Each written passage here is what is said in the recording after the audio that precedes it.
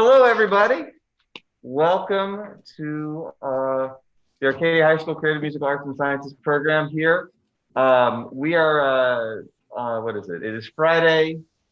It is about 2:30 on the 23rd, and we're doing a podcast here from a couple different locations, which is really kind of cool.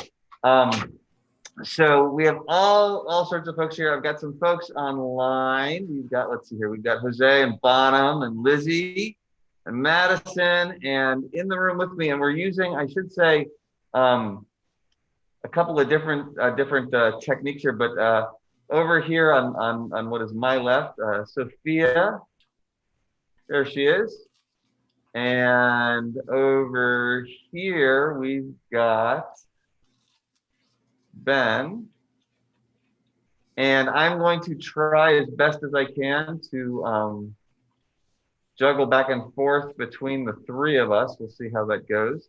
But I'm very, very happy to have everybody here joining me for this. I thought it would be kind of fun, first of all, for everybody to kind of go around briefly, if you will, and introduce themselves, just as far as like maybe your year in the program or what you do. Some of you have done these before, I know. Others you're new to this gig. But I thought it would be kind of cool to I don't know, just to share it, as it were. So why don't we start, Lizzie, just of the way it's showing up on my screen here. Yeah, I'm Lizzie.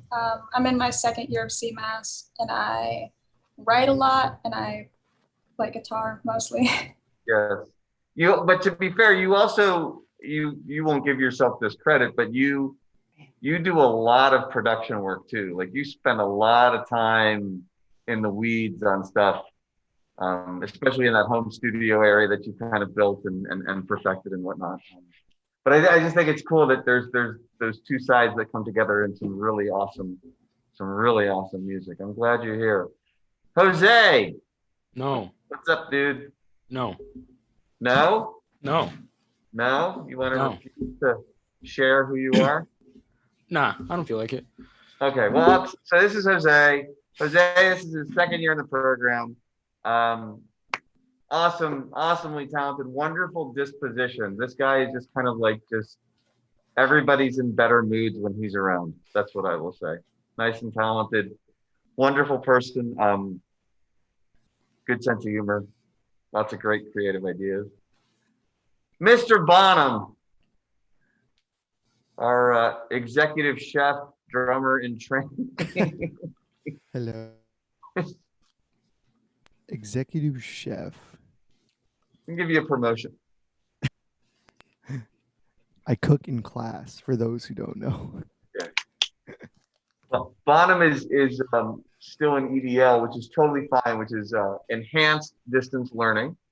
But Bonham is prone to coming back from some things in the mornings that he then joins our class whilst in his kitchen in this sort of gourmet mode. Except when he's complaining about having great potatoes for his hash browns, because life's that tough that he's got to complain about grating the potatoes for the hash browns. It takes like 5 minutes. Oh my gosh, your life is terrible. That's just 5 whole minutes. And there's Bonham's little brother. That's awesome. No, what do you do? This is your third year, right? And what is your take on all of what you do? My take? Yeah. Give us the 15-second Bonham resume. I can play drums loudly. Very loudly indeed. Yes, you can do a lot more than play drums. Then. No, all day today most of my day I've been trying to learn a song on bass. Sure. Actually, yeah. And I play a little bit of guitar too, I guess. Yeah. No, there's a bit of, the multi-talented thing is the multi-skill set thing is important. It's good. Madison, with respect to everybody else on this podcast, I got to be honest, I am happiest to see you as part of this because you are part of a unique element to what we do. So say hi real quick. At least Yeah, I'm part of the engineering program, and it's my Yes, first. you are. Yes, you are. And I love the fact that you're here. I think it's also very interesting, and it's something that I'm hoping now we can talk about a little bit more. I've been waiting for somebody to actively pursue the podcast from that side of things because it's weirdly or wonderfully, depending on how you want to think about it, kind of the same thing, like the creative part of it. It's interesting watching, and I will grant you, and Madison can attest to this. I kind of push everything into the musical industry part of stuff. We do lots and lots of things that are rooted in music industry elements and designs and things. But just the overall structure, it's really interesting watching somebody design something and somebody write a piece of music. It's almost identical in that process. It's really fascinating watching it cross over the sort of universals. Anyway, I'm so glad you're here. To be fair to Madison, she also has to put up with the fact that through no control of her own, nearly every single day on her way to school, she has to, she's walking as I am biking, and like she has to deal with this. Like if you can imagine, it's not even 7 a.m. and you're having to walk to school and this passes you. I'm sorry. I'm sorry. I'm not sorry enough not to do it, but I'm sorry. I've seen it way too many times. I've seen Yeah. it too many times. I think Almost every morning. from an engineering standpoint, I do think I should get credit for the fact that I have mastered the art of careful Velcro so that it doesn't fall off. And that, this was a major goal of mine. How do I wear the helmet and the chicken hat at the same time? Anyway, let's move on to people that are more interesting than me. Because all of you are definitely more interesting to me. Sophia, that's you. Hi. Well, I sing, music, play guitar. Yeah. And you've been doing a lot of really, really good stuff lately. And I think, we'll talk about this too, but I think like even yesterday, like you are consciously taking creative risks all the time, which is always a good thing. But I think, now especially, we need more of that. I think that's really, it's awesome. And did you say this is your first year? First year. And is pretty much at everything, which is just, love that. Absolutely love that. Over here, the returning champion.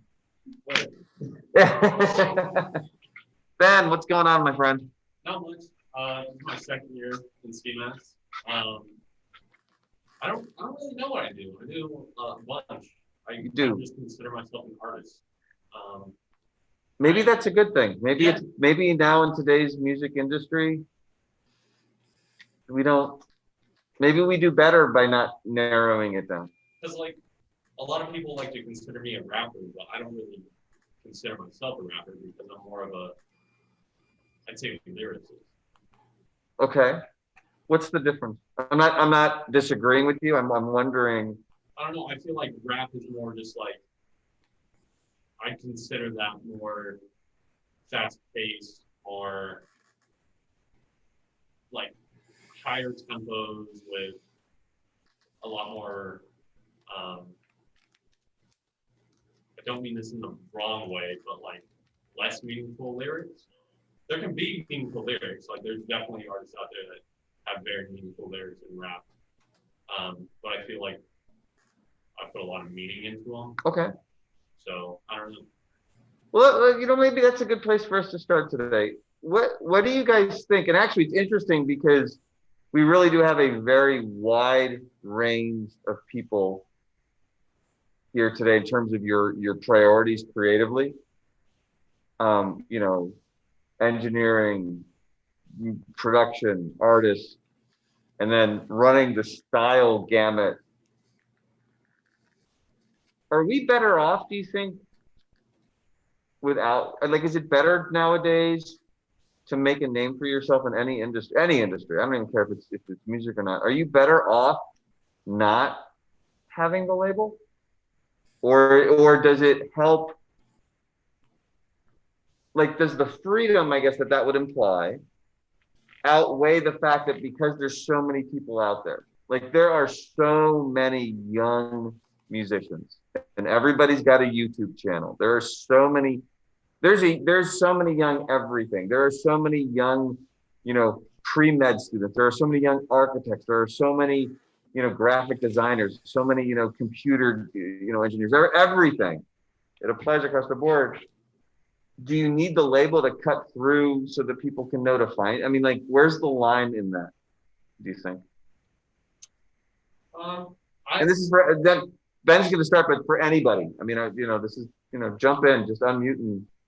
I think it's nice to not have a label because I feel like it allows people to approach you from a wide range of areas. Like if we're talking music specifically, if somebody likes the way you sound and thinks that you could maybe do something in this genre or another genre, and they end up approaching you, I feel like instead of considering, I'm just going to use a specific example, instead of saying I'm a rapper and kind of putting myself into that specific genre, considering myself an artist opens up a lot more style. Okay.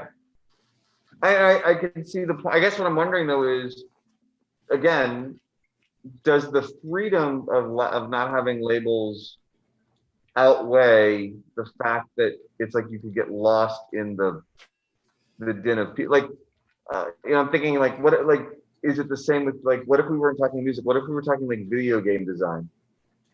What if we were talking, like,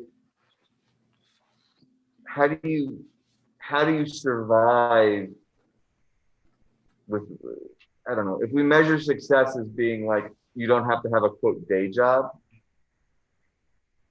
is that like what's the path you're thinking to, I mean, because I know a lot of you, that's like, actually before we went live here, we were just talking, about you're trying to figure out kind of what do you want to do and how you want to go about it, What do you guys think? Do the labels help, or do the labels block your opportunities just because it pigeonholes you?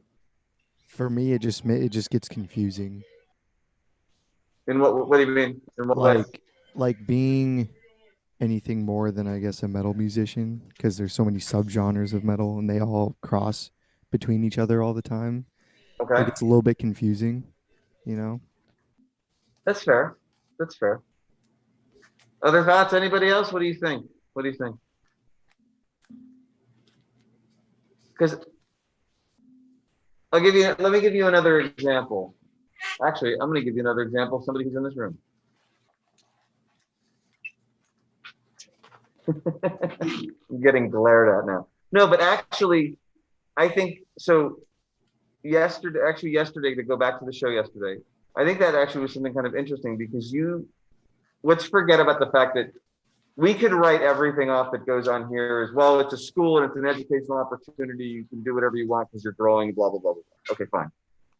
That feels like a cop-out to me at a certain point, to be totally honest with you, especially having built this program with a certain sort of long-term, bigger picture of it. That to me feels false. But casting that aside, it strikes me that yesterday, you deliberately took a risk. It was worth it, clearly, because it came out so good. But it wasn't your normal style. It was not your normal. Even the fact that you didn't have the guitar was sort of different for you. But I'm wondering if if you had been labeled as a, singer-songwriter, which is perfectly fine and certainly reasonably accurate based on other things, would that have caused you in other circumstances to be like, well, even if I want to do this, I probably shouldn't because it's not, like how far can you push an audience, I guess? I mean, and like I said, I realize the point of being here to some extent is to experiment and do different things, but do you know what I mean? Like Like, where is that? Did you think about that at all? Or you just, so what, so then, no, that's cool, that's fine. No, I just really do like trying different styles. I'm trying to find my style. Okay. I mean, I kind of don't want to have this one specific like style. I don't know. I just want to try different ideas, kind of mix them together. Okay. Do you, in your head, do you hear what it's like? Do you hear the long-term goal yet? Or you're still trying to, like, so you got it, you just don't know how to quite get it executed? Is that? Yeah. Okay. Interesting. Lizzie, I'm Yes. just curious, because I feel like some of this conversation is literally like in a good way, a repeat of conversations you and I had last year, and are still having a little bit of. Do you? I don't know. What do you? Because you've changed a lot in the last year and not quite a half in terms of how you go about it. Is that conscious, or is that just it evolved and you went with it? I think I just know a lot more now than I started out knowing. So it's kind of easier for me to like look at materials and just work in that space instead of like not understanding things to the full extent of what they can do. Okay, I can see that. Let me ask you this then more specifically. So you, a couple weeks ago, I want to say, you did a song in one of our shows. It was a session that you presented. It's awesome. It's a fantastic piece of music. But the lyrics are not exactly, there's some bite to those lyrics is all I'm gonna say, in a really cool way. They're definitely, you don't deliver them aggressively, but the lyric, if you just read the lyrics of that song, just like as poetry, they're intense. And they're intense in a way that I was a little surprised by, and I was thrilled by it, but I also was not, like, did you do that was that purposeful? Yeah, it was. I tend to write like I used to like being vague in my writing a lot, but it's getting easier now that I'm doing it so often that I can kind of make my point very specifically. And often that comes out as being angry, but more it's just trying to make a point. But that song specifically, definitely, I was talking about like multiple different things. So like as it develops in the song, the end kind of wraps it up in a way that is kind of bitter, sharp, kind of like you said. It's, you know. Like I said, it wasn't a bad thing at all. It was awesome. It was just, I was just trying to figure out, because it seemed like the year before everything was sort of gentle, I want to say. And again, I don't mean that as a criticism. I just mean that just objectively, that was kind of what it felt like. Whereas that particular song, it's delivered in this sort of very beautiful, like if you only listen to it texturally, it's a very soothing kind of vibe. But if you pay attention to the words, it reminded me a little bit of there's that old Police song, Every Breath You Take, that's often misquoted and mispurposed because people listen to it and think it's one thing and completely ignore the lyrics.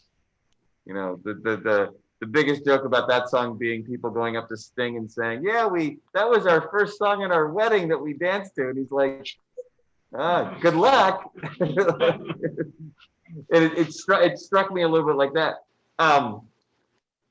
You said that that's changed for you over time. Did you feel any kind of risk? Like, were you like anxious about what would happen if you actually put more cutting lyrics into a song?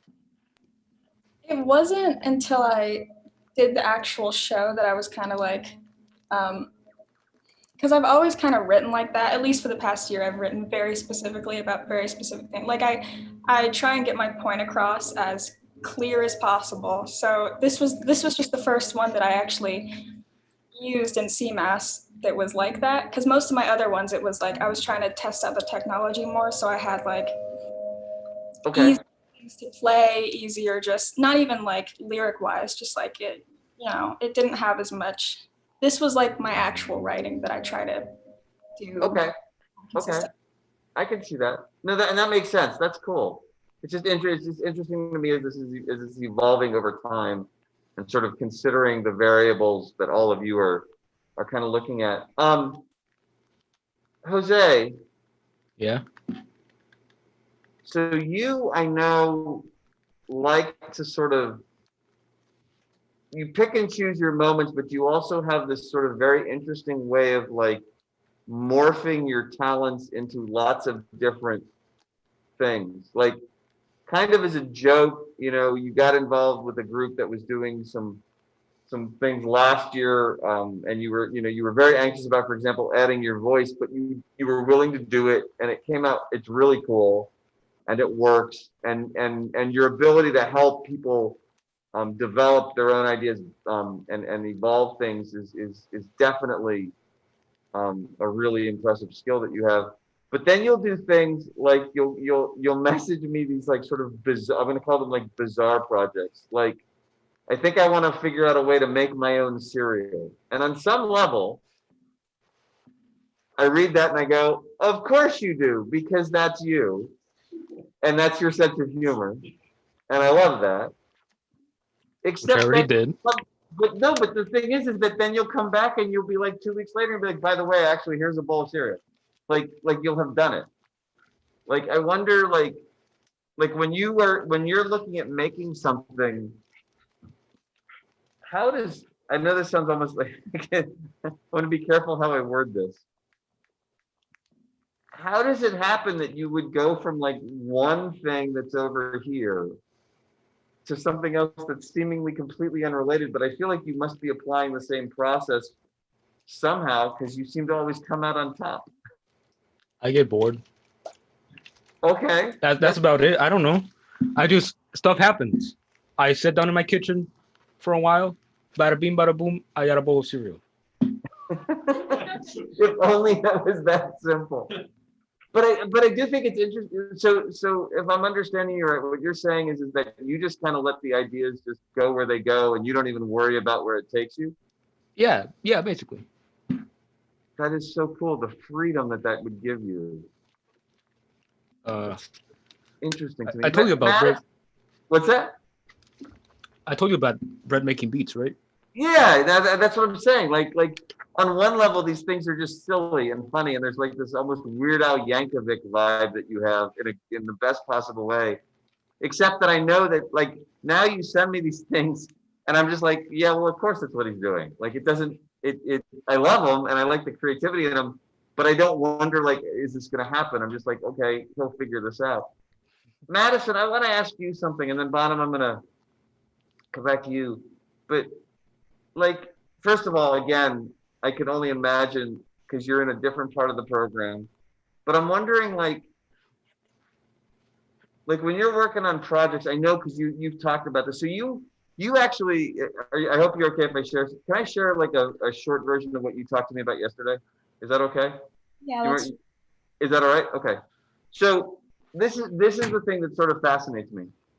So Madison was working on some pretty complex design stuff in class, and I want to say you came up to me like maybe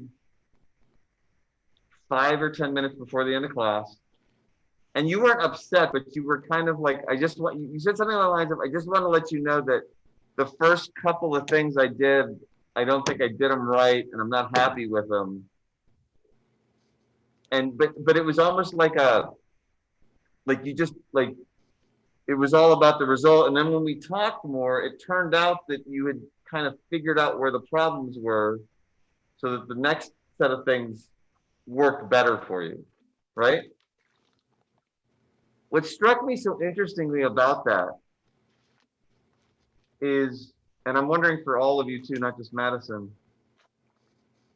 does something eventually click where you become less concerned about, I mean, obviously everybody wants to do things correctly. We all want to get the better grade, or we want people to like it. And I mean, I understand that. But is there a point where you feel like, if this doesn't work out, it's like, that's okay on some level, because it means that the thing that didn't work this time might be the thing I need for the next time? And I know, Madison, you and I talked about that a little bit yesterday, this idea of how you kind of, in a weird way, you're doing yourself a favor when you make a mistake, because it gives you the opportunity to maybe come up with something that otherwise you wouldn't have before.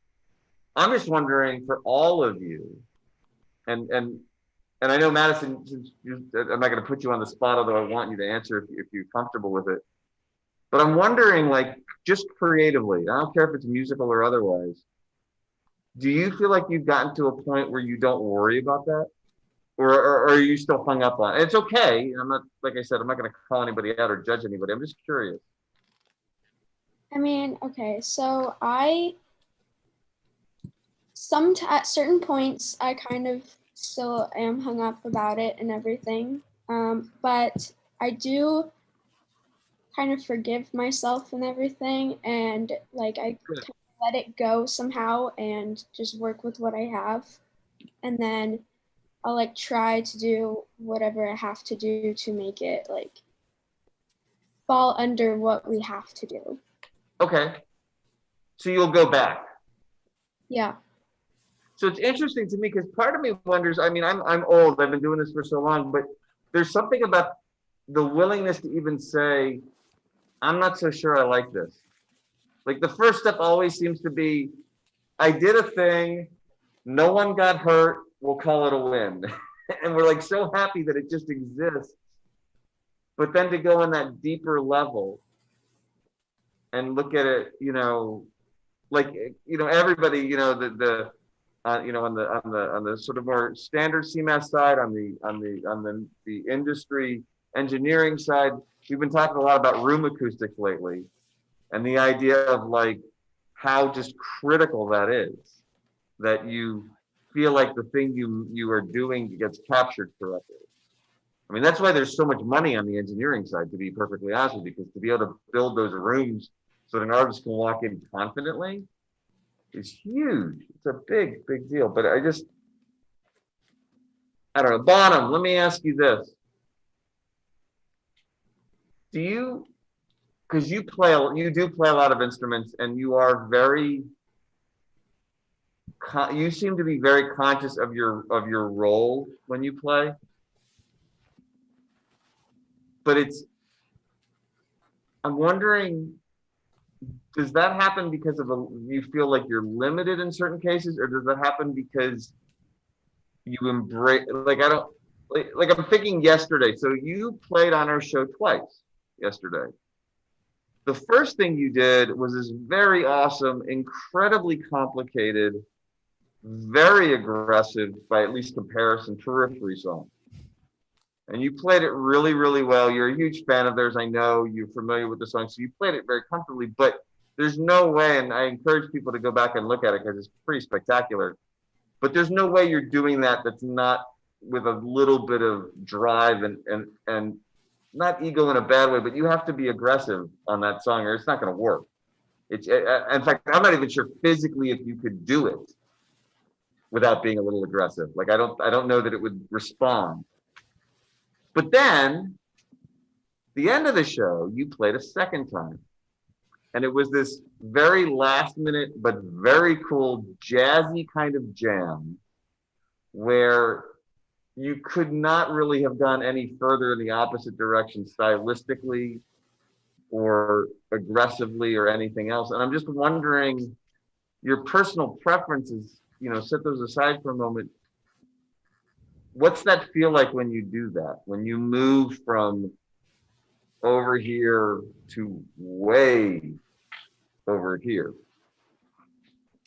It's I think I got that from experience, mostly I'd say from playing in like band, concert band, marching band and stuff where you have to know your roles and really know like the approach to what you're playing. Like for example, the periphery song, like I knew it was written to be one dynamic, very loud. And you just got to do it.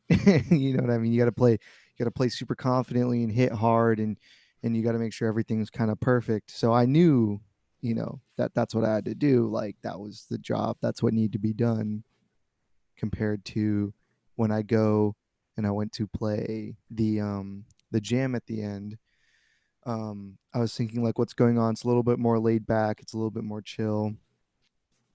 So I'll play a shuffle groove really slow. Is what I Right. ended up doing. Um, so I knew that was something like I knew my role and I knew the job I had to do, and I knew I pick and chose the tools that I've already had to do it, without it sounding terrible. Because I could have just played like a 4 on the floor rock groove, the hi hats open super loud, and it would have like Yeah, totally right. ruined everything. So you got to think about stylistically, and I think that's a little bit of the composer in me too, just kind of knowing what I have to play to benefit the other people, because I Okay. feel like the role as the drummer, like, for a while I was super into chops, right? But then this YouTuber named Zach Grooves, he preaches a lot about, chops are cool, you can do that, but when you're playing in an ensemble setting, you have to it's all about the groove. That's the drummer's job. That was the intention, is like hold the beat down, you know what I mean? So That makes sense. when it came to that thing, like, I knew, I was like, okay, so we have a guitarist, a pianist, and a saxophone player.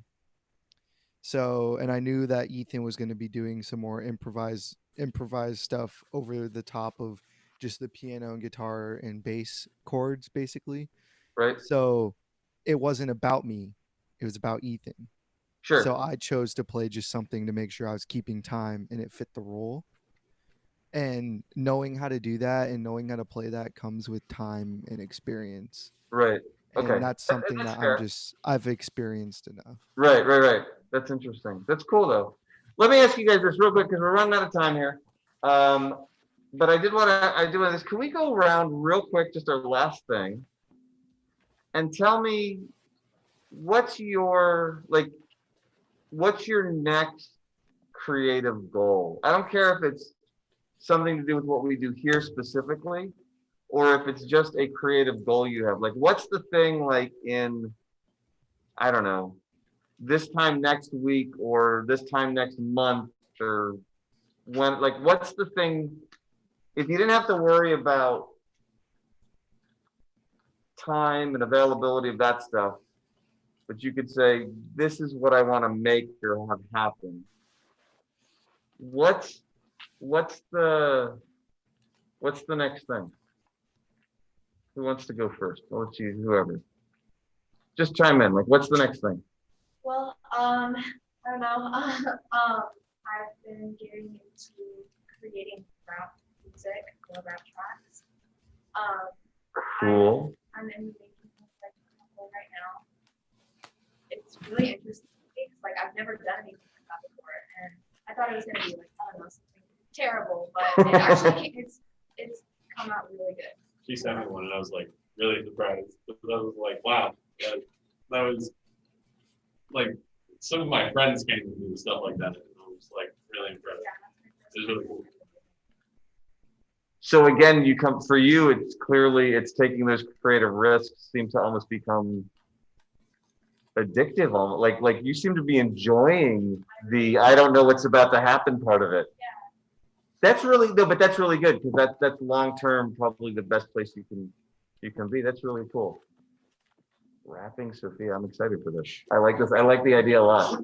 I like that idea a whole lot. Who else has got a goal they can share real quick? Who's got one? I can go ahead.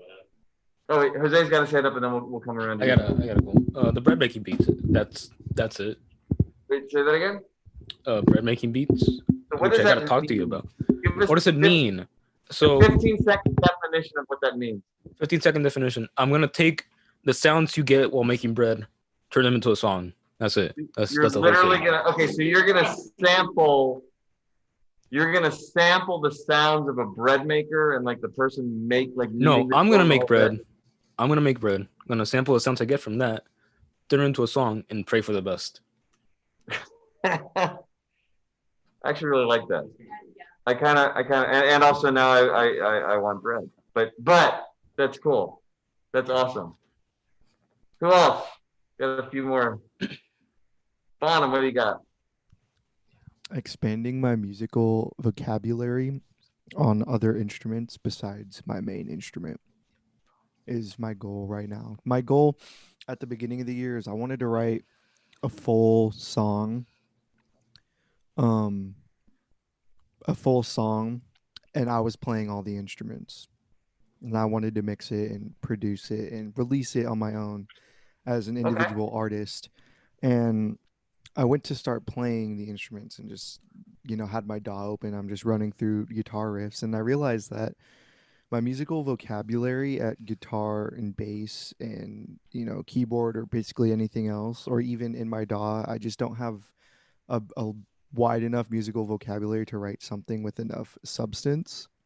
Like I could get one riff, but I don't know. I don't know how to write another riff that works with it that's in the same key or whatever like that. Like my musical vocabulary isn't there. So Gotcha. yeah, Okay. I'm kind of taking the method how I did with drums, where I would just learn a song and then I would learn a song that was harder than what I could play, because in turn that would Gotcha. make me better. And Okay. that's still what I do. So I've been kind of doing the same thing. Like I spent a lot of time like this week playing my guitar. I've learned a couple of songs. And I also, tracked a couple of things. But so I was like working with my bass today. Like we explained earlier in one of our classes actually about the like what was it, the tapping technique and stuff like Yeah, that yeah, for that yeah. one passage, like stuff like that's way more difficult than I could ever play, but now it gives me something to practice. Sure. So The only thing first of all, I think it's an awesome goal, but I would disagree with you in that last statement. The idea of it's way too difficult for you to play. well, it wasn't way too it's not way too difficult, but it's definitely something I have to Maybe right practice. now you can't play it, but Yeah, the difficult biggest versus problem I impossible have is an is I important have a lot distinction. of ideas in like my brain, but I don't have the wide enough, keep on saying musical vocabulary because I don't know what else to say, but I don't have a wide enough musical vocabulary to get the ideas out of my head and into my instrument and into my Sure. DAW. It's not like I go to bed, dream about solos, and I wake up and they're Cubase the next morning. They're That's I fair. actually got to play them. That's fair. That's fair. No, but that's cool. Ben, you had your hand up a moment ago. What do you got? Yeah, so I kind of want to further experiment with like vocal mixing because like I had that track that I played yesterday at the show, and had those really high pitched falsetto kind of vocals in the background, and I kind of just want to further experiment and just see how far I can take it. If I end up taking it too far, I've been kind of experimenting with like kind of the glitch repetitive vocals like in a few different songs of mine. And I kind of just want to just further explore that and just kind of see how far I can take it. Okay. No, that's really cool. Ladies, well, two of our three ladies here today. Who wants to go first? Who's got it? What's your goal for whatever? What do you think? I can. I just need to sit down. It's been kind of hectic. So like, I just have a lot of recording I need to do. I just need to sit down and take a couple hours, and hopefully this time next week I'll have at least one song finished. Yes, because then we can have you play it as part of the show, and that would be really, really awesome. I do think, just to be fair to your point, Lizzie, doesn't it seem interesting? And maybe for all of you, we should have a podcast on this. Maybe this is next week's podcast topic. It's weird, like on paper, it feels like we have all this time right now, all this extra time. And I don't know about you guys, but I feel like it's not working out that way. Like no matter how I seem to map it out or plan it, I think your word, what you say, hectic, is like a really nice way to say it. Like frantic might be better. It's like, just because I'm still EDL, so I'm still completely at home, but I'm still sitting all day, and I'm still, there's Yes. still a lot of to be done. So There's a lot to do, and it's. I think it's a hard adjustment. I mean, don't get me wrong. I will be so happy the day that you are able to come back in person. because selfishly I like when when you guys are around, I just think it's better. But I also get it. I mean, that's why at least for the, across the entire program, that's why I'm having you guys come in those other in-person sessions, even though you're Zooming in, but at least you're here with us in the capacity of participating in the discussions and even in the work time, just that it's like, oh yeah, everybody's working, everybody's in you know what I mean? Like, I feel like that makes a difference. I don't know, but that maybe should be next week, along with hopefully a new song for me. That would make me happy. And I think it would make a lot of people happy. Madison, you get the last word. What's something you have as a goal? I honestly don't know. That's okay. I guess I would say maybe somehow like next week or so, get myself to where I can create something like in CAD or something like that. Okay. I can create something that is more unique to myself, and it's not something combined with something else that already exists. Like, I feel like I have trouble with that, and I need to work on it. You know what's funny to me though? Literally, you are describing like those words I've heard out of every single one of these other people's mouths at some point. And it's like if you change a couple of the words you use, like if you say garage band instead of CAD, it would be verbatim and I wouldn't even be able to identify who said it. Like it's so fascinating to me. And the fact that you use the word, I think it's really telling. Hopefully, I mean, I don't want to I'm not taking credit for anything, but I like the fact that you're using the word create. Like that to me says you're looking at it in a completely different lens, in a good way. But it's exactly the same thing. If you think about what everybody else is talking about on goals, I just find that so fascinating. That's really cool. And what a great way to end the podcast and end the week. I want to thank everybody who has joined us today. I want to thank Lizzie and Jose and Maddie and Bonham, and I want to thank Sophia, and I want to also thank, if I can get the camera back on him real quick, I want to thank Ben for being here. We are going to be back next week with a show on Thursday. We have a few more surprises up our sleeves for that one that I hope you'll tune in for. We'll do another podcast as well next week. Same time, everything at 2:30, arcadiacms.com, arcadiacms.com/YouTube. This is awesome having all of you guys here. So once again, thank you so much for joining us. And Lizzie and Jose, Madison, Bonham, Ben, Sophia, I hope you guys all have a great and wonderful weekend. Hope everybody has a great weekend. And we will see you all very, very soon. Bye, everybody. Thank you so much.